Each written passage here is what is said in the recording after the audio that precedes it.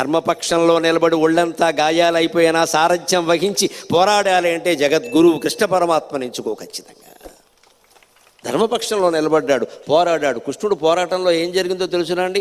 విందార విందులోనే ఆయన మేనత్త కొడుకులు, స్వయంగా కృష్ణుడికి మేనత్త కొడుకులు వాళ్ళు వెళ్ళి అక్కడ చేరారు. అందులో విందుడు అనేవాడు ఒక పరిగ విసిరాడు. ఆ పరిగ వచ్చి కృష్ణుడి భుజాన్ని తాకితే ఈ భుజం 2 ముక్కలైపోయిందండి.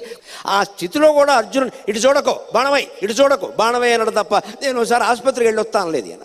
అది కృష్ణ అంటే డ్యూటీ. నేను సారథ్యంలో ఉన్నాను, నువ్వు యుద్ధం చేయి, ఇటు చూడకో, నాకేసి చూడకో, బావా నీకు దెబ్బ తగలకుండా చూసుకోవడం నీ పని, మనమై అన్నాడు. అంతే, దెబ్బ తగిలిందని అనలేదు అక్కడ. సారథికి దెబ్బ తగలకుండా రథికుడు చూసుకోవాలి. నువ్వు చూసుకోలేదు కాబట్టి తగిలిందని గిల్లాడు గట్టిగా. యుద్ధం చేయి, నాతో మాట్లాడుకో. ఇంత భరించారండి. సారథ్యం డ్యూటీ అంటే ఇది మనం నేర్చుకోవాలి. రాజ్యానికి రాజును ఏర్పాటు చేసి వాడి నుంచి ఏమీ ఆశించకుండా ధర్మాన్ని నిలబెట్టాలంటే కృష్ణ పరమాత్మలా ఉండాలి. ధర్మం చేయించాలి.